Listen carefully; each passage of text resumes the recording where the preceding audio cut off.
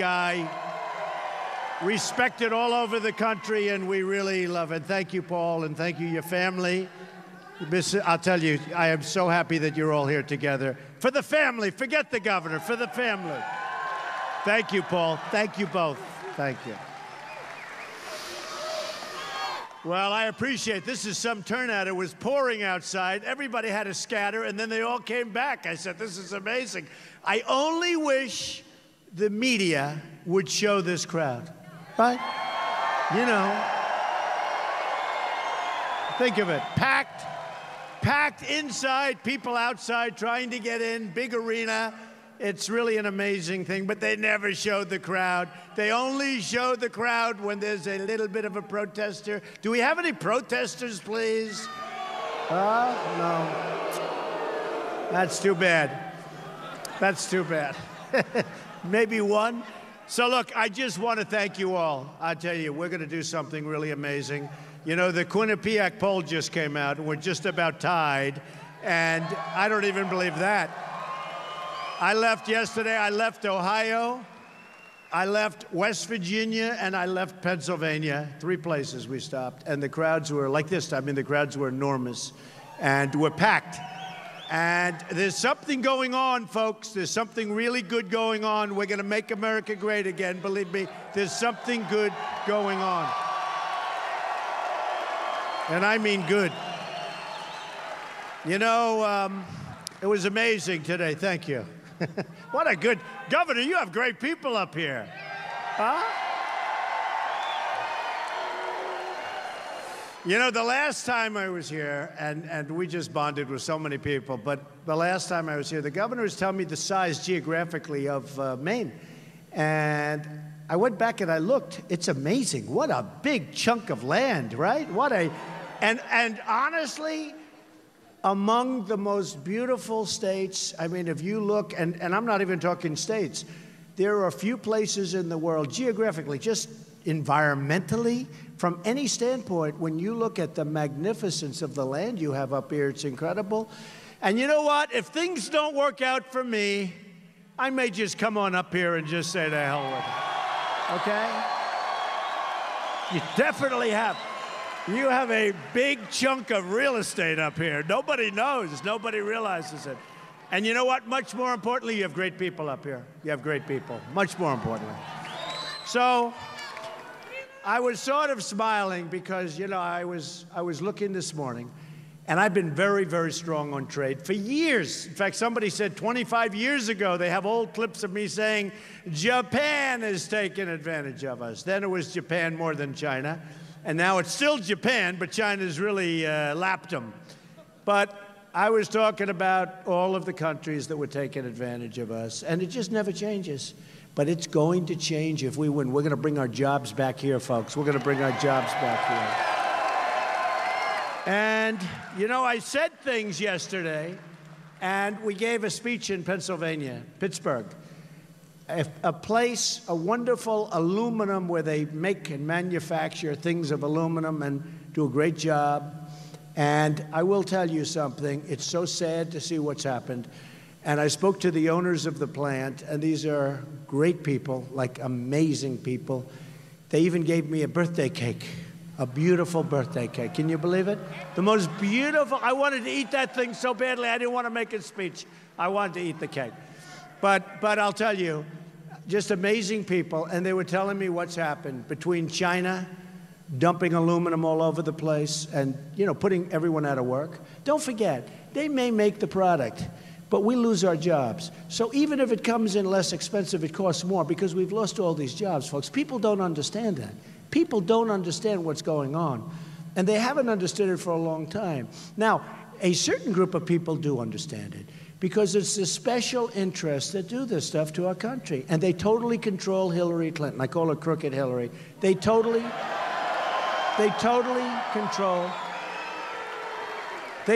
control Hillary Clinton. And then I watch her on television about ISIS, okay? Well, we're gonna this. It's like this. We're gonna this and we're gonna that. We're gonna this. I've been watching her for so many years. She has been in that position for so long in one way or the other. She hasn't done anything about what's going on, all right? ISIS was formed during her tenure. ISIS is now worse than ever. You see what happened yesterday. You see what's going on generally.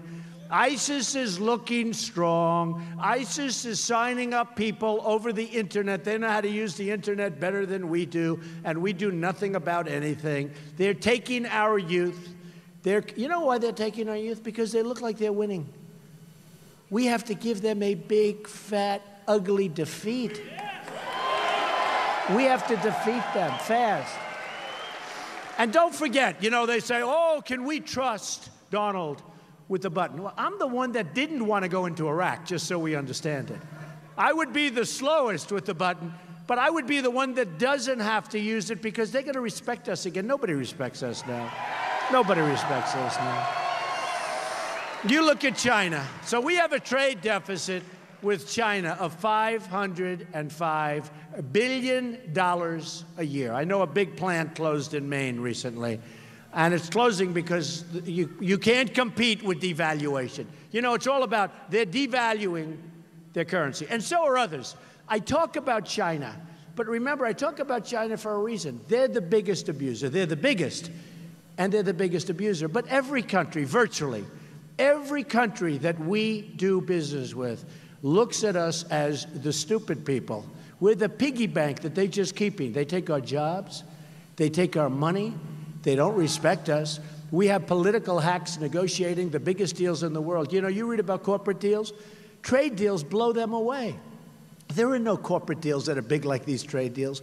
When you talk about a $505 billion trade deficit, there are no corporate deals like that. And yet we have political hacks and people that shouldn't be doing it negotiating. And yet we have, and I've got many of those people endorsing me, Carl Icahn and so many others, we have the greatest business negotiators anywhere in the world. We have them in this country. And they do great. And they don't want anything. They'd love to do it. To them, it's a game of chess. And they do love the country in their own way. You know, it's hard for some of these guys to love anything. And women. It's hard for them to love anything because that's the way it is. But I have to tell you, we have the greatest negotiators anywhere in the world. Oh, look, the camera's just turned. Oh, look. There must be a protester. Ah, there must be a protester.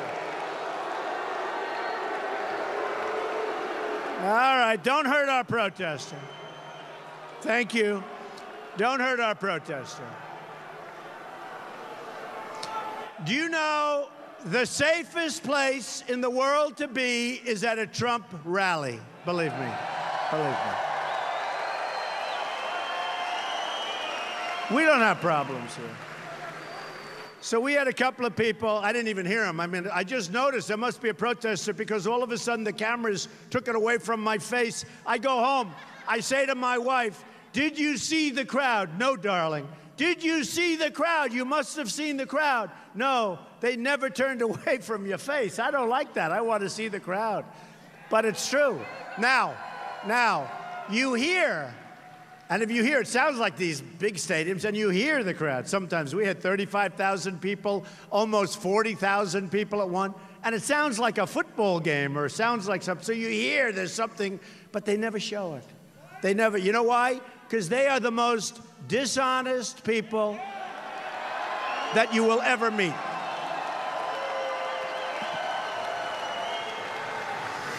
And then tomorrow, you had a couple of people, out of thousands of people that came here at an awkward time of the day, even at an awkward day, you have the places packed, and outside they can't get in. And you know what they'll say? Oh, protester, there was a protester. They stood up, they walked out, that was it, right? So it's very dishonest, the press, the media. You know, I'll tell you how dishonest, sort of interesting. I went to Scotland this week because I opened a place, right? And we have to support our children, right? So I have a child who's now not a child, but they'll always be children to me, right? All of us. And Eric, who did a great job, and he rebuilt Turnberry.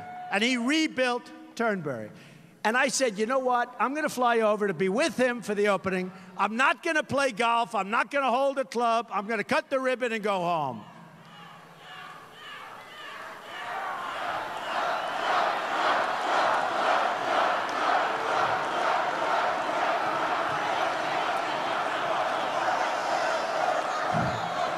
I don't know if was that friend or foe. I don't think it's friend. Get him out. Get him out. Get him out. Crazy. Get him out of here, folks.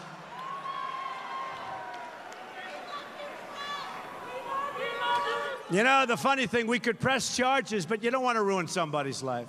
Because in 2 years and 3 years and 4 years, they'll be on our side and they'll say, I wonder why I ever did that. Because you know what? Think of it. Think of it. No, it's true. You don't want to ruin their life. They're not actually allowed. You know, we rent the arenas and they're not allowed to do that. And, you know, it's really unfair that they do that. But so you arrest them, right? You ruin their life. We don't want to do that, honestly. I haven't done it yet, and I've had some tough ones, a lot tougher than that. But in many cases, in 3 or 4 years, they'll be on our side. Because if you think about it, what do we want? What do we want? We want military strong. We want strong borders. We want Obamacare terminated. We want a great health, right? Right? We want Common Core ended. We want great education. We'll bring education locally. We want to preserve our Second Amendment, right? Right? And Hillary Clinton will effectively abolish the Second Amendment, as sure as you're standing here and you're sitting there. The National Rifle Association, who are really good people, by the way, I've gotten to know them. They are good people. They love this country. They endorsed me, the earliest endorsement I believe they've ever given, but they endorsed me. We are going to protect and preserve our Second Amendment, okay? But when you think of it, that's what we want. We want our jobs back. We want to have great economic development. We don't want factories and businesses leaving Maine and going to Mexico and going to other places. We don't want China continuing to rip us off. I mean, they're ripping us like nobody's ever ripped us before. We don't want that. And so these people that are complaining, you know, every once in a while they're saying, oh, blah, blah. And you go outside. We had one in New York where we had a small group of people, a big group inside a hotel I built called the Grand Hyatt Hotel, and on 42nd Street. And you know what? And I'm very proud of it. And look outside. There was a small group of people, big group of people inside. And they went up to some of the people. What are you complaining about? Do you like Donald Trump? And one of the people says, yeah, I do, really. They didn't even know why they were there. Do you like him? Seriously. No, I do like him. I like the way he speaks. I like the way he talks. He tells it like... And the guy said, are you protesting? Yes. Do you know what you're protesting about? I don't really know. There's so much. Folks, it's a phony deal, believe me. There's so much of that stuff. I raised $5.6 million for the vets, right? 5.6. And I didn't have to do it. That was when I said, I'm not going to do a debate that night. We've won every single debate according to every single poll. But that night, I don't know, I just wasn't treated properly by the network. So I said, I'm not going to do it. And I gave a speech. I said, let's raise some money. We raised some money, almost $6 million we raised. And when I was giving it out, we actually had a protest. 10 vets were outside. Now I'm giving 100,000 here, 200,000 here, 250. One got $1 million, one got 75, one got 50, one got 25,000 to all these groups. I said, wait a minute. There's vets outside that are protesting. The money went $5.6 million, I think. The money went to the vets, right? I gave $1 million check. So it goes to the vets, but there were people outside protesting, and they were vets. And they went out, and they found out they were sent by Hillary Clinton, okay? Because that one I couldn't understand. No, think about it. Think about it. You're giving away almost $6 million, money like these groups haven't ever seen before. Great groups, great people, I hope. I mean, you know, we try and vet the vets, right? You have to be careful. And who knows? I think great. But I think great people, and some of them are great. We know that for a fact. And you have people outside, and they were sent by the opponent. Why would anybody do that? It's dirty stuff. I was going to tell you. So I went to Scotland. And it was right after the vote, which, by the way, I hate to say, but they asked me, what do you think? I said, I think it's going to pass. I think they're going to seek independence. I think they're going to seek independence. And it doesn't affect me much, I don't think, but I think they're going to seek it, and that's it. And Hillary and Obama called it totally wrong. And he said, if it happens, we're going to put them to the back of the line. That's a hell of a statement. I actually think they might have lost because of that statement, if you want to truth Obama's side. So what happened is I go there, and it's like 9 hours after the vote, and now they know. So we have all this press. We had so many press. It looked like the Academy Awards. You had never seen, and we're standing on this beautiful tee in Turnberry with the ocean and the lighthouse in the background. And I told the press, I'm here to support my son, and I'm going to turn around and go right back. I was going to spend one night in Scotland, and I said specifically, I will not put a golf club in my hand. In fact, they wanted me to hold a club. I said, no. Nope, I'm in the middle of a campaign. I don't want that picture. No, right? This is a so true story. You know what I'm talking about, Paul. So I say, no way, I don't want to go. They were trying to give me hit the first ball. I don't want to hit anything. I'm here to support Eric Trump, who did a +10 job. He did it, he was great. Okay. I'm here to support my son, and I inspected, and he did a great job. Okay, by the way, ahead of schedule, under budget. Is that great? Is that great? Could we use, with our infrastructure that we have to rebuild in our country, could we use those words, ahead of schedule and under budget? Wouldn't that be nice? And I own 100% of it, and I don't have a mortgage on the property. Wouldn't that be nice, too, you know? No mortgage, no nothing. So I'm standing there with all these reporters, and one of them says to me about the pound. What would happen if the pound goes down? So the question. So I answered the question. Well, if the pound goes down, I'll do well because more people are going to go to Scotland, right? And here's the headline. Donald Trump grandstands about the pound. I think I asked me a question, a reporter, about the pound. So what would happen to this place if the pound goes down? Then the beauty of all, I didn't want to play. I said, I'm not playing, right? So the next day, crooked Hillary Clinton does a commercial. And I think she put about the pound. But they don't put questions, they just put answers. So I didn't like that. But they show me hitting a shot. I said, wait a minute, they have me playing. And then all the reporters said I played. I didn't play. I swear I didn't play. I swear. So they have me hitting a shot. And you know what it was? They took the footage from 1 year ago or a year and a half ago at a different place, and they put it into a commercial that Donald Trump went to play golf in the middle of this thing. So I said it to the press. Not one press reporter. They have a commercial out now where I'm talking about the pound and I'm hitting golf ball, and although the swing didn't look terrible, I must tell you. If I was going to do that, at least I would have put a bad swing in, not a good swing, right? But they have me hitting a ball at a different location. The whole thing is so crazy, the whole thing. But here's what it is. It's totally dishonest, folks. And it's not a big deal. It's not a big deal. I don't think anybody cares. I'll give you the good news. I get a call. Don't forget, they take a commercial and they put Turnberry in it. I get a call from the head of Turnberry. He said, sir, did you take an ad? I said, no, why? He said, we're inundated with phone calls of people that want to come to Turnberry. So, Hillary, thank you very much. I appreciate it. Free ad. It's a free ad. So, but I watched her yesterday, and she was sort of saying, and they actually talked about the Trump phenomena. This is a phenomena, folks. Bill O'Reilly, and by the way, I'm on his show tonight. Watch your show tonight. Watch your show. I just did it right now, behind stage, okay? I said, Bill, I got to go. I got these people waiting from Maine.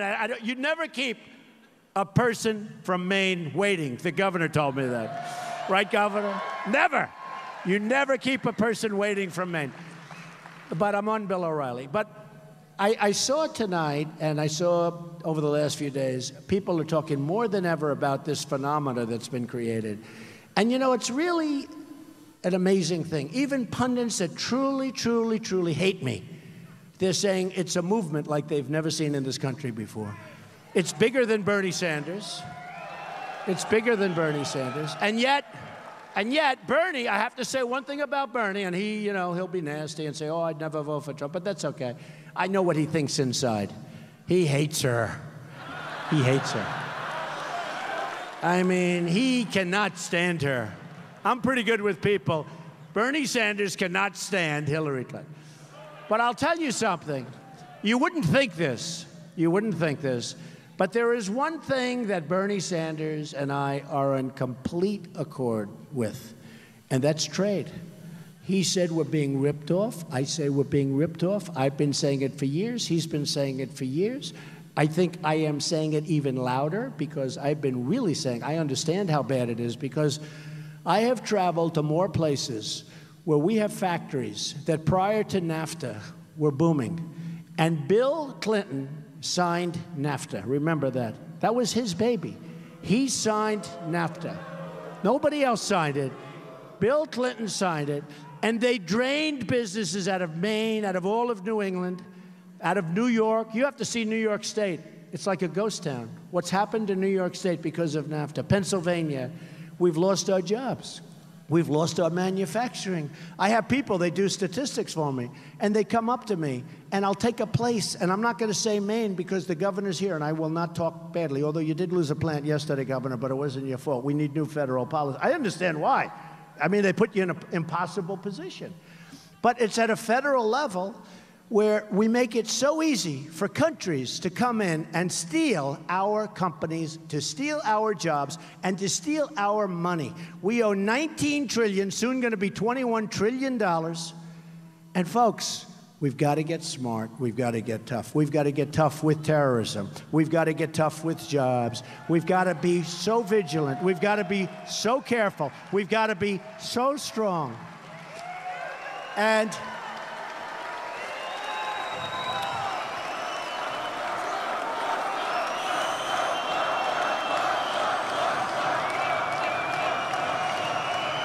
thank you.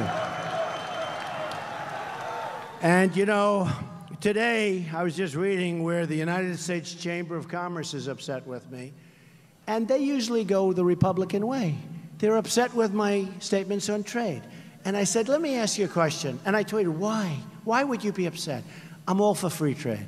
The problem with free trade is you need smart people making deals. We don't have good deals. And free trade is killing us. Somebody asked me the other day, one of the moderators, well, how do you describe your view, Mr. Trump, on trade?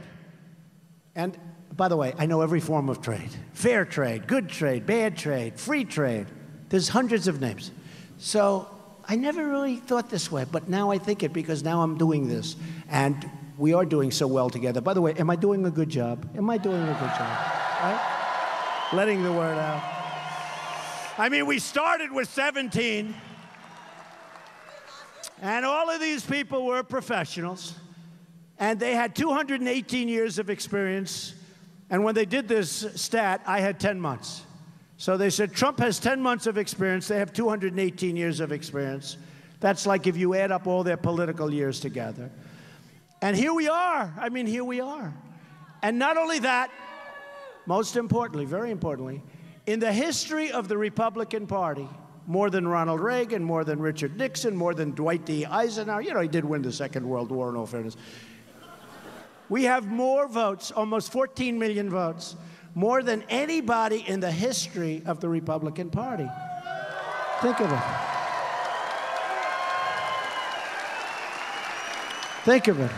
And we won 37 states, you know. So you go down the line and you look at what we've accomplished together. And I said to myself, why would the U.S. Chamber of Commerce criticize what I'm saying? Because here's what I'm saying, very simple. I'm all for free trade, it's fine.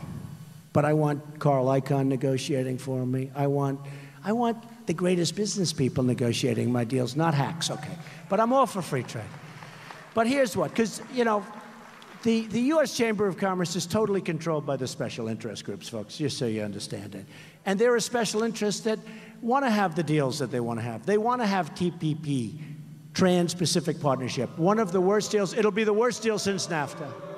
No, it'll be the worst. It'll drain the rest of your businesses out of Maine, believe me. It'll be the worst deal since NAFTA. And I said to myself, and I talked about it. I gave a speech in Pittsburgh, in Pennsylvania yesterday, and it was very well received. Of course, then you had the tragedy in Turkey, and that was the end of that speech, which is fine. I mean, that's the way it's supposed to be, because that tragedy is a disgrace, that we can allow that to continue to go on, whether it's Turkey or anyone else. That's a disgrace. Okay. So I said to myself, why would anybody be against what I'm saying? Because here's what I'm saying. we have to make great deals for our country. And I said to the announcer who asked me this question, to the reporter, well, what's your definition of trade? What do you want? I said, well, I'll tell you what I really want. Very simple.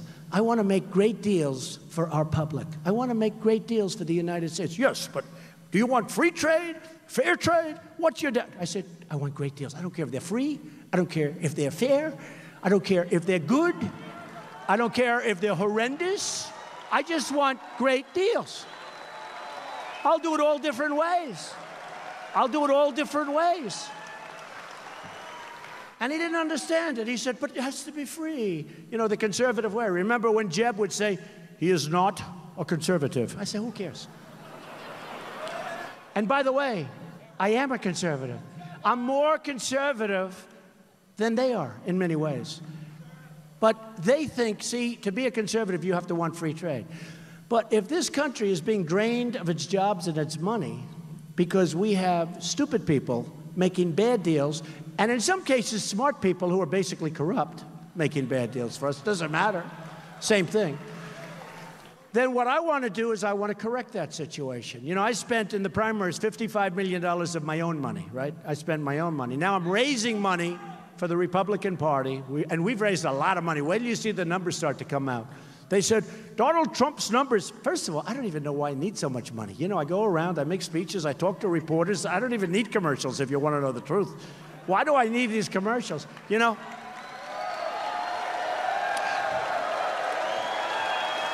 Don't forget, when I ran in the primaries, when I was in the primaries, everyone said, you can't do that in New Hampshire. You can't do that. You have to go and meet little groups. You have to see, because I did these big rallies where 3,000, 4,000, 5,000 people would come into high schools. We didn't have any great arenas there, unfortunately, but we had high schools or we had big auditoriums and would pack the places. And that's never happened before. And they said, wait a minute, Trump can never make it because that's not the way you deal with New Hampshire. You have to go into people's living rooms, have dinner, have tea, have a good time. I think if they ever saw me sitting in their living room, they'd lose total respect for me, right? They'd say, what? I got Trump in my living room. This is weird. And we would pack the arenas, we'd pack the places, and everybody said, he can't win because you can't win in New Hampshire that way. And I won in a landslide, and I spent very little money. And then they said, well, he hasn't spent money on commercial. Same thing I'm hearing now. Think of this. I haven't spent, I don't think, $1 on a commercial. So the Quinnipiac poll just came out, we're essentially tied. Crooked Hillary has spent on commercials, some people say more than $100 million. I've also heard $68 million on negative commercials, really negative commercials. Now, in the old days, if somebody, oh, the other thing, she's got 900 people, I have 73. Now, I actually have more now, I must tell you, but she's got 900, I have 73.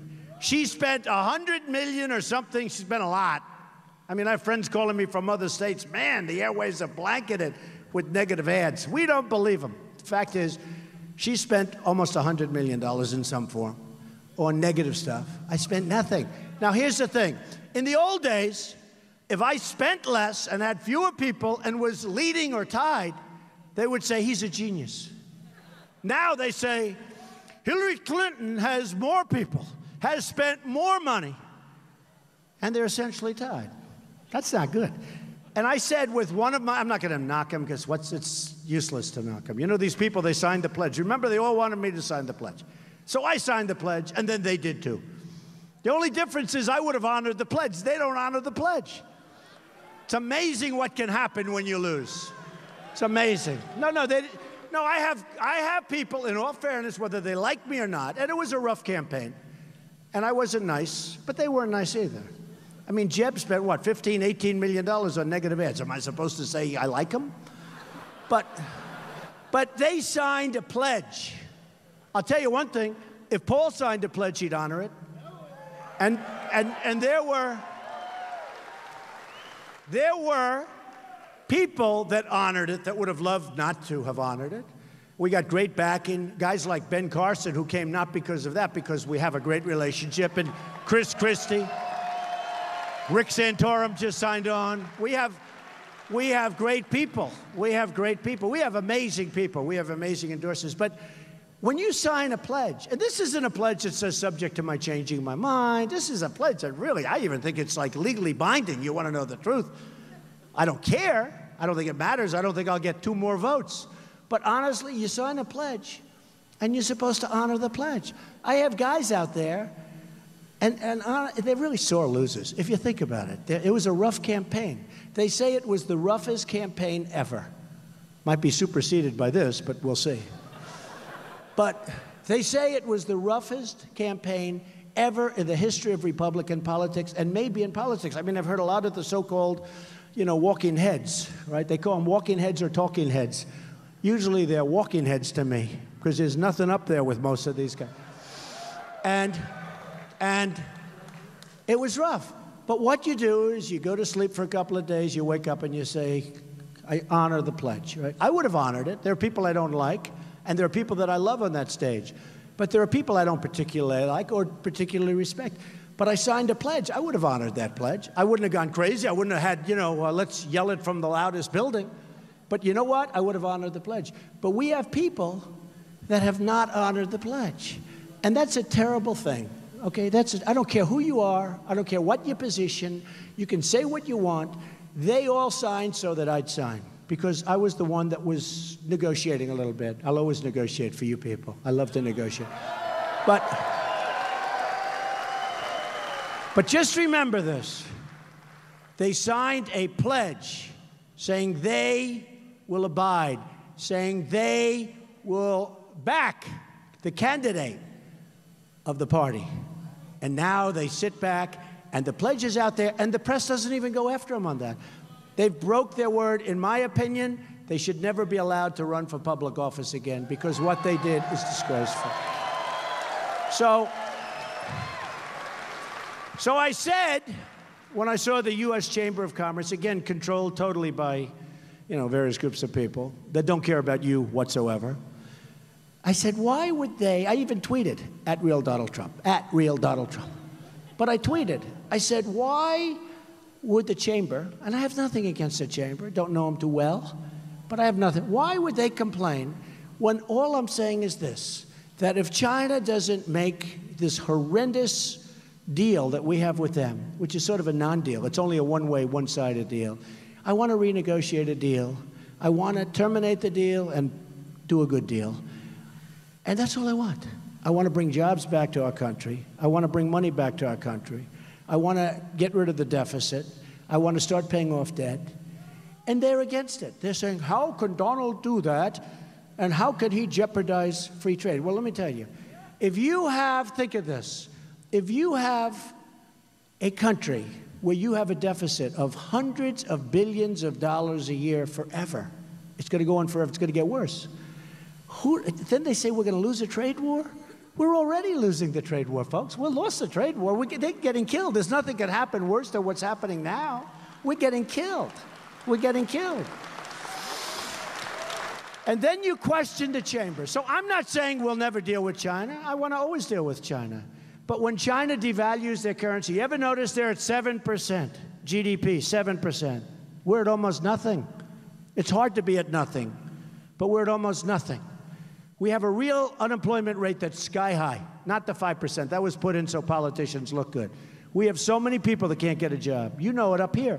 We have so many people. But why would anybody fight when somebody says, hey, I want to make the deal better? All I'm saying, basically, I want to make a better deal. Why are they against that? They don't want us to make a better deal. They don't want us to have more jobs. They don't want us to make some money. Let's say we're going to do something. Yeah, no, but why would the United States Chamber of Commerce say we should leave everything the way it is when I can make a better deal? I'll make a much better deal. I don't understand it. I don't understand it. I mean, if you think about it, it's pretty sinister. So yesterday, in making the speech, I did a few things and I made a few points, and I think they're very good points. I'll say some of the points. Number one, I'm going to withdraw the United States from the Trans-Pacific Partnership, which has not yet been ratified and which is a total disaster. Right? Number two, I'm going to appoint the toughest and smartest trade negotiators to fight on behalf of the American workers and the American people.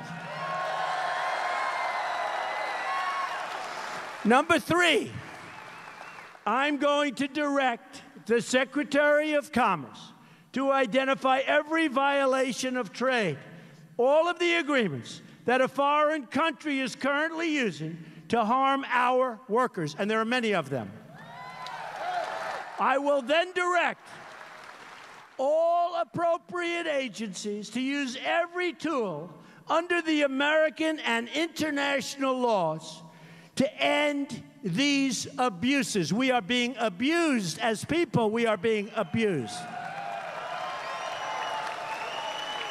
Number four, I don't know how anybody can have anything against. We know how bad NAFTA is, signed by Clinton, and they don't do anything about it. Obama said he was going to do something about it. He doesn't do anything about it. And the reason is that the special interests will not let him do anything about it. It's very simple, folks. Hey, I've been on the other side of it. Believe me, I know better than anybody. I'm going to tell our NAFTA partners that I intend to immediately renegotiate the terms of that agreement to get a better deal for our workers, okay?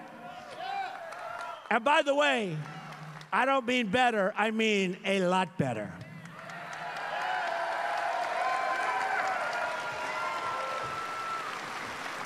If they do not agree to a renegotiation, then I will submit notice under Article 2205 of the NAFTA agreement that America intends to withdraw from the deal, okay? No more NAFTA. No more NAFTA. No more NAFTA. Number five, I'm going to instruct my Treasury Secretary to label China a currency manipulator, something that should have been done years ago. That's what they do. They beat us on currency manipulation. They are grand masters of currency manipulation. Nobody has ever done it better. Japan does it well. They've done it great. Nobody has ever manipulated currency like China. Any country that devalues their currency in order to take advantage of the United States will be met with very, very sharply and swiftly. Okay?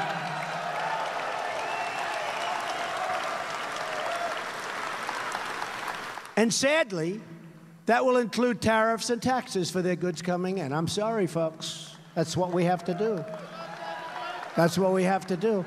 You know, some of the stupid people said, oh, he's going to charge tariffs or taxes to China. Let me tell you, if they devalue their currency, you ever notice we're starting to do better, and then all of a sudden China has a big devaluation, boom, sucks the air right out of you. Oh, it happens all the time. It's happened for years and years and years. Some of the biggest devaluations they've ever done have happened not so long ago. So we have to protect ourselves. And very simply, you know, I see where this country, where they try and keep companies in our country, so they offer all sorts of incentives like interest-free loans and low-interest loans. That's not what they want. You have to put, there have to be consequences. If a country, as an example, like Mexico, great respect for the leaders, they're doing smart. They're outsmarting our leaders. Like China, oh, we're going to build a wall. Don't worry about it. The wall is going to get there. Don't even think about it. We're going to build the wall. We're building the wall. And by the way, the Latinos, the Hispanics, you know, in this poll that came out today, I was at 33%. Remember, they all said Donald Trump, because the Latinos that are here legally, they don't want people pouring into our country, taking their jobs and taking their homes, believe me. So remember, they said, I'll be in the low whatever numbers, right? And I'll be I'll be down at nothing. So it comes out today, well, this is a surprise. With the Latinos, I employ thousands of Latinos. I employ thousands, tens of thousands over my lifetime. They're phenomenal people. And let me tell you, the people that are here legally want protection. A man who owns a radio station in New York, all Hispanic, calling in. They call in. And he said, you know, he was on television a month ago. He said, you know, I don't believe these polls about Trump and the Hispanics, because everybody that calls me, and they're all Hispanics calling up, Latinos, he said, they're all Hispanic calling up. He said, they love the guy. And I feel that too. And remember, thousands and thousands I have, and these are great people. I do business with them. But they don't want people pouring in illegally to our country and taking their jobs and taking their homes. So the poll comes out today, and I'm not at 6, and I'm not at 3, and I'm not at 1. I'm at 33, which is 6 or 7 points higher than Mitt Romney. Remember, they were saying Mitt Romney had 27. That's a sad situation. But let me just tell you, I'm higher than Romney. And everyone's saying, wow, look at how high he is with the Hispanics. I was not surprised. You know, when I won the state of Nevada, they have a very large Hispanic population. And they did exit polls. And I won the exit polls. So I wasn't surprised. Everybody else was. We're going to do great with the Hispanics. We're going to do great with the Latinos. We're going to do great because they want jobs. And I'm going to bring jobs back to this country. We're going to do great with the African Americans. They want jobs. They want jobs. African American youth has a 59% unemployment rate, 59%. Obama has done nothing for African American youth. We are going to do great with African Americans. You watch. You watch. These people want jobs. I want jobs. Latinos want jobs. Everybody wants jobs. We got to bring jobs back into our country, and we've got to bring safety back to our country. Make America safe again also. Okay, number 6. I'm going to instruct the U.S., very important, I'm going to instruct the United States Trade Representative to bring trade cases against China, both in this country and at the WTO level. All right, you can get them out. Get them out.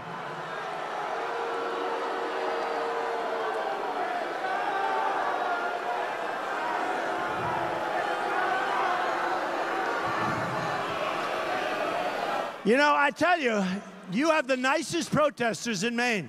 Did you see that? That guy, I just said, get out, and he said, yes, sir, and he left.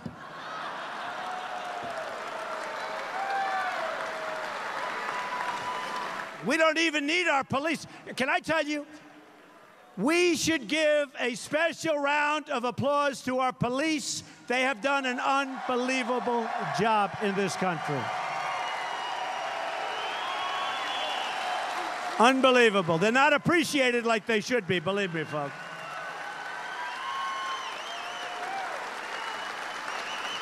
I tell them all the time, you have no idea how much the people love you. They don't get treated properly. I'll tell you that right now. China's unfair subsidy behavior is prohibited by the terms of its entrance to the WTO, and I intend to enforce those rules. They're already there, folks. Now, 7, very important.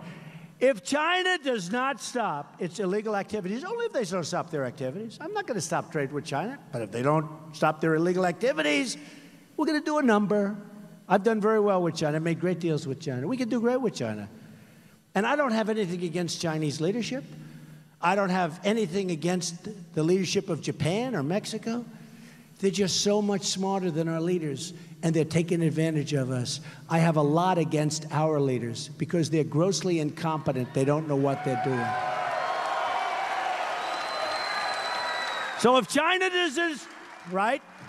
So if China does not stop its illegal activities, including its theft of American trade secrets, they're stealing $300 billion a year, some people say, of trade secrets. I will use every lawful presidential power to remedy trade disputes, including the application, of tariffs, consistent with Section 201, consistent with Section 201 and 301 of the Trade Act of 1974, and Section 232 of the Trade Expansion Act of 1962. Now, think of that term. Think of that term.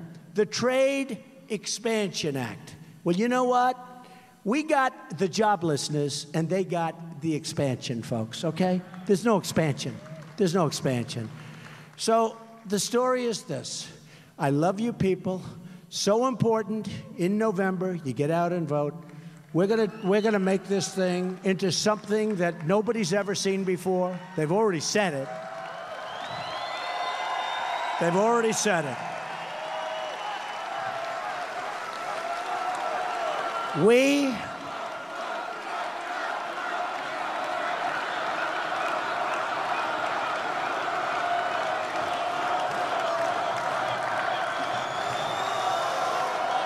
Thank you.